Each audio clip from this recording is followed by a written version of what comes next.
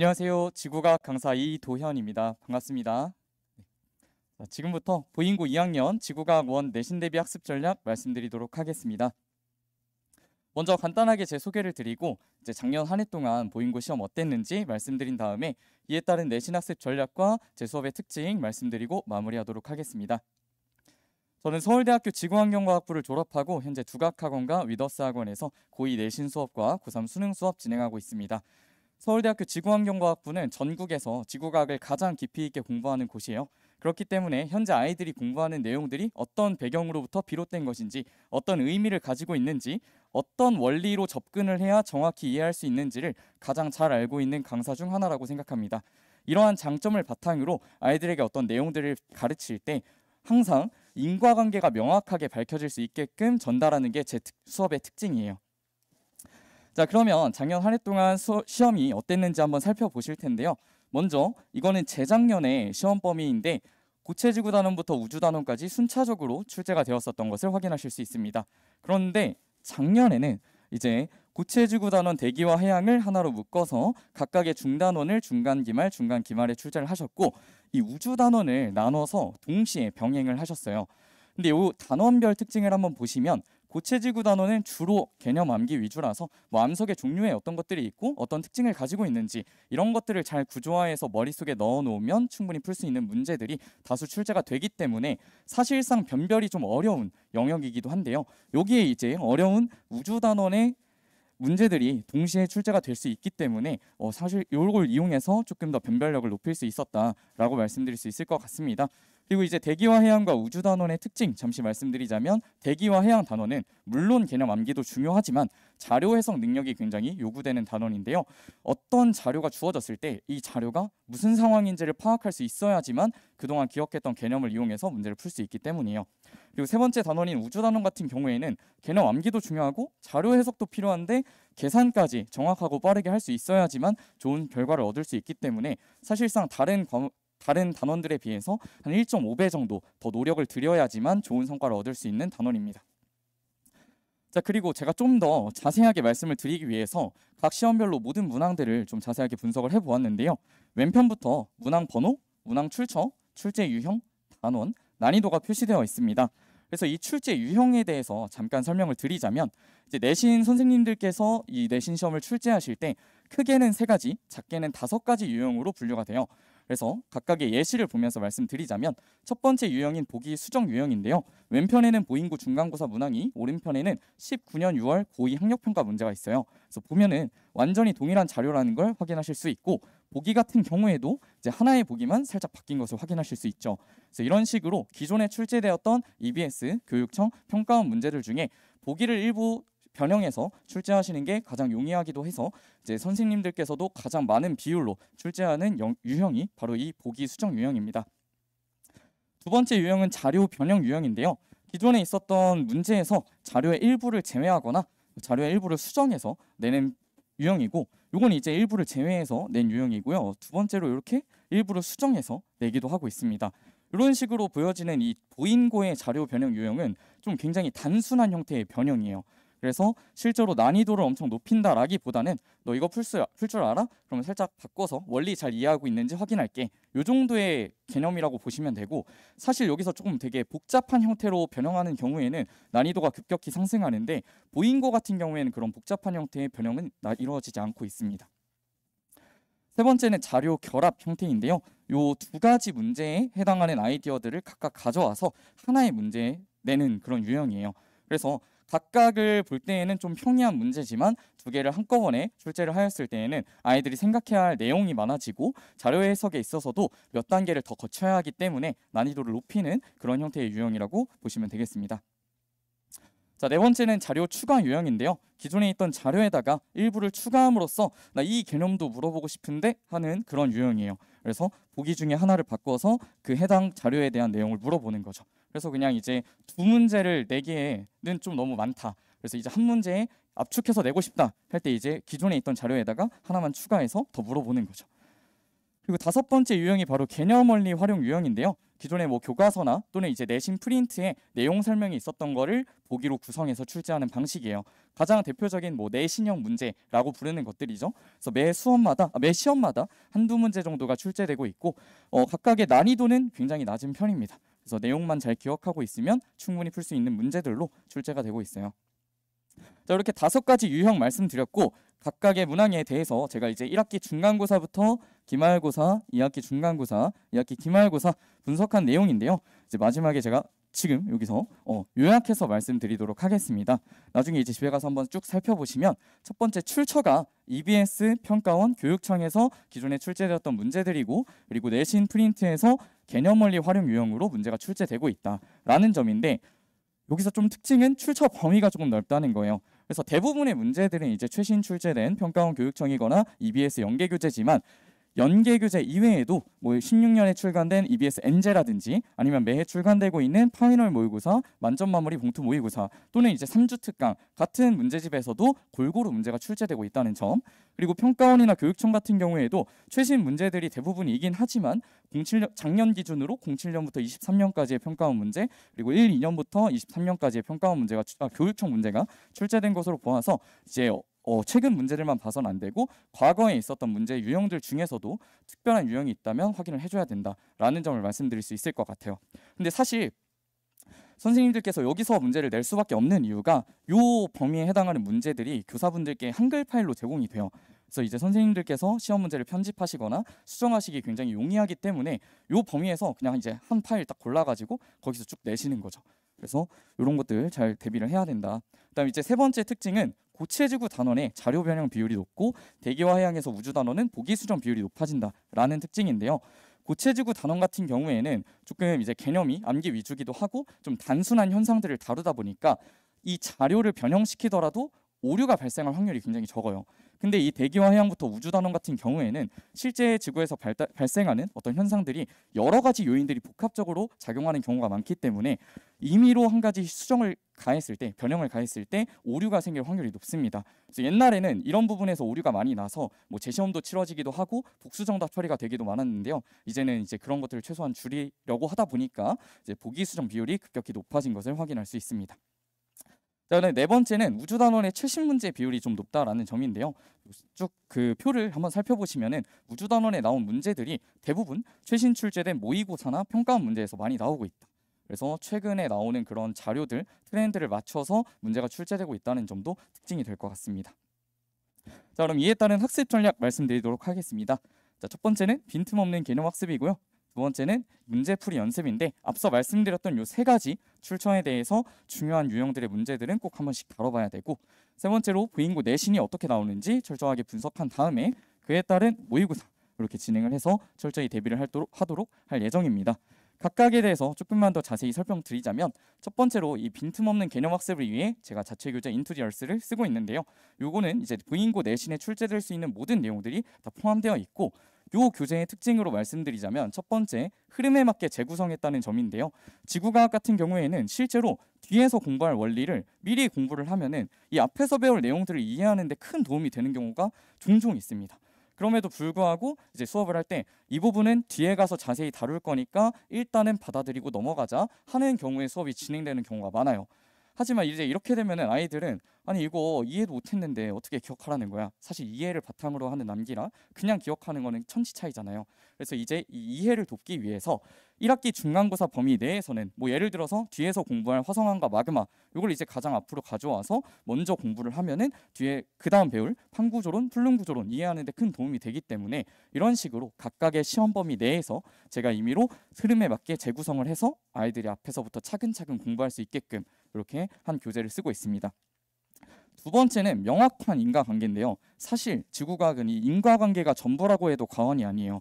왜냐하면 지구상에서 발생하는 현상들이 항상 시간에 따라 달라지잖아요. 그러니까 원인이 있고 결과가 있는 건데 그 현상이 너무 많다 보니까 이 교과서상에 줄글로 쭉 써 있으면은 아이들이 그걸 원인과 결과로 나눠서 보지 않고 그냥 하나로 퉁쳐서 봐요. 이 두 개는 항상 동시에 나타난다 이렇게 생각을 하는 거죠. 그러다 보면 나중에 어떤 현상이 발생하냐면 원인과 결과가 뒤바뀌는 경우가 발생해요. 근데 그러면 무조건 틀리거든요. 그래서 저 같은 경우에 이 교재에 최대한 줄글을 다 없애고 누가 원인이고 누가 결과인지 다 화살표로 표시를 해놨습니다. 이게 먼저고 이게 나중이다. 이렇게 되기 때문에 이런 결과가 나타나는 거다. 이렇게 공부를 해야지만 사실 만점을 받을 수 있어요. 그래서 이게 제 교재의 특징이라고 말씀드릴 수 있을 것 같습니다. 그다음 이제 두 번째는 백지노트인데요. 저희가 이제 3시간 수업을 하고 나면 바로 집에 가는 게 아니라 1시간 동안 의무 클리닉을 하게 돼요. 그래서 그때 저와 함께 바로 이 백지노트를 작성하게 되는데 완전 백지는 아니고 그냥 요약 정리 노트라고 생각해 주시면 될 것 같아요. 그래서 각 수업에 해당하는 내용을 A4 용지 한 페이지 또는 2페이지로 이렇게 주요 내용들을 제가 골자를 짜놔서 여기에다가 이제 하나씩 적으면서 오늘 뭐 배웠는지 확인하는 시간을 가지고 있습니다. 근데 이게 또 중요한 이유가 사실 지구과학이 내용이 엄청 많다 보니까 3시간 딱 수업을 하면은 중간중간에 사실 정신이 살짝 나갈 때가 있어요. 그럼 이제 이걸 쭉 해보면서 이거 할 때는 절대 안 졸거든요. 그래서 이거 하면서 이제 애들이 내가 이 부분에서 살짝 정신이 나갔었구나. 나중에 이 부분을 다시 한번 복습해야겠다. 이런 것들 이제 확인하고 보완하는 그런 효과도 있습니다. 그다음 이제 세 번째가 빈칸 채우기인데요. 이렇게 공부를 하더라도 다음 주에 이 자리에 다시 오면은 지난 시간에 뭘 배웠는지 조금 까먹는 경우들이 있어요. 그렇기 때문에 지난 시간에 배웠던 내용을 다시 한번 리마인드하기 위해서 이 빈칸 채우기를 하면서 하게 되는데 각각의 문장들은 다 이제 기출 보기로 이루어져 있어서 실제로 시험에 나오는 표현들에 익숙해지는 역할도 하고 그다음에 주요 내용 암기하는 역할도 하고 있습니다. 또 여기 그냥 빈칸 채우기를 하고 끝나는 게 아니라 각각의 문장에 연결되어 있는 내용들을 다시 한번 얘기를 해보면서 지난 시간에 어떤 내용들을 배웠었는지 한번 전체적으로 복습을 하는 시간이라고 생각해 주시면 될 것 같아요. 그렇게 이제 복습을 해서 기억을 되살린 다음에 이 주간 테스트를 보게 됩니다. 이 주간 테스트는 총 12문항으로 이루어져 있고 15분간 진행이 되는데요. 각각의 문항은 대치동 주요 최신 기출로 이루어져 있고 빈출 유형으로 각각의 주제별로 이렇게 딱 제가 배치를 해놨어요. 그래서 애들이 이걸 풀면서 내가 이 유형에 대해 조금 약하구나 이런 것들을 확인하는 약점을 확인하는 용도로 이제 활용을 하고 있고 그렇게 약점을 확인을 하면은 제가 이제 이렇게 오답 통역 문항 해가지고 어떤 문제가 틀렸는지 음영을 딱 쳐가지고 나눠줍니다. 그러면 이제 매주 이렇게 누적으로 평균과 자기 정답수를 적어줘서 내가 성취도가 어떻게 변화하고 있구나 또 확인을 할 수 있고 그 뒤를 보면은 이제 틀린 문제에 대해서 왼쪽 위에 틀린 문제 다시 한번 풀어보고 그 다음에 같은 유형의 문제를 3문항 더 이렇게 붙여줘서 자신의 약점을 좀 집중적으로 보완할 수 있게끔 하고 있어요. 근데 이게 이제 틀린 문제에 대해서만 제가 제작해서 주는 게 아니라 모든 문제를 제작해서 다 주고 있거든요. 그래서 사실 좀 찍어서 맞는 경우도 있고 살짝 긴가민가 했는데 맞는 경우도 있기 때문에 그런 문제들도 별표 쳐놨다가 꼭 다시 한번 풀어봐라 하고 있습니다. 그 다음에 이제 집에 가면 요 문제풀이 연습을 해야 되는데요. 아까 말씀드렸던 06년부터 23년까지의 평가원과 교육청 문항 그리고 16년부터 23년까지의 EBS 문항 중에 이게 이제 거의 합치면 한 10,000문항 정도 되거든요. 너무 많죠. 이걸 다 대비하는 게 불가능해요. 그렇기 때문에 제가 이제 수년간 다 풀어보고 주제별로 다 분석해서 유형별로 다 분류를 해놨습니다. 그래서 그 중에서 이제 보잉고 내신에 출제될 수 있는 유형들을 모아서 만든 교재가 바로 이 인투 더 코어예요. 그래서 이 문제집을 보시면은 단원별로 또 주제별로 다 분류가 되어 있는데요. 각 주제별로는 가장 많은 정보를 포함하고 있는 문제가 가장 첫 번째에 배치되어 있어요. 그러니까 아이들이 생각할 거리가 가장 적은 거. 그래서 이 문제를 통해서 정보를 최대한 많이 얻고 그 다음에 점점 정보의 수를 줄여나가면서 아이들이 순차적으로 어려운 문제를 풀 수 있게끔 배치를 해놓았습니다. 그래서 이걸 통해서는 나중에 정말 초고난도 문제를 풀기 위한 무기를 장착하는 단계라고 생각해 주시면 될 것 같아요.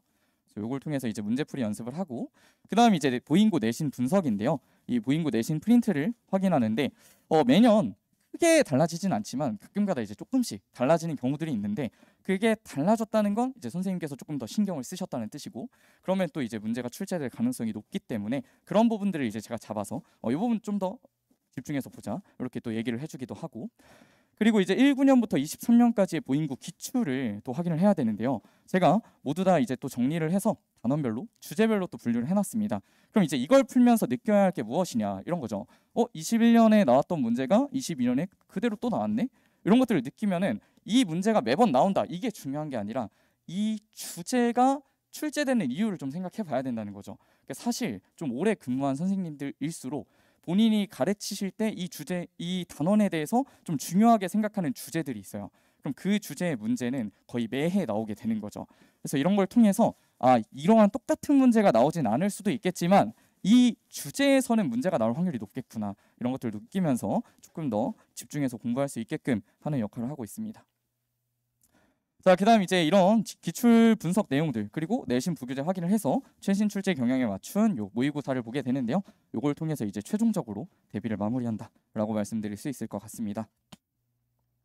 자, 마지막으로 이제 과제 및 관리 말씀드리자면 첫 번째로 이제 올해 나올 EBS와 평가원 교육청 문항들 제가 다 분석해서 아이들에게 제공할 거고, 거기에 이제 아까 말했던 요 인투 더 코어 문제풀이 부교재까지 합치면은 매주 한 100에서 150문항 정도의 문제를 풀게 돼요.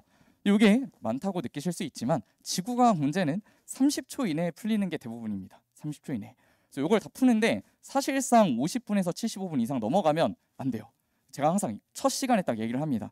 너희가 30초 이상 고민했는데 답이 안 나온다? 그건 그냥 모르는 거야. 그냥 모르는 거기 때문에 일단 별표를 치고 답지를 봐야 된다. 답지를 보고 본인이 무슨 내용을 모르는지 확인하고 이런 자료는 어떻게 분석을 해야 되는지를 공부한 다음에 그걸 바로 문제풀이 집에다 풀지 말고 일단 넘어가. 하루에서 이틀 정도 지난 다음에 그 별표 쳤던 걸 다시 풀어봐서 그게 정말 믿게 됐는지 확인을 해라.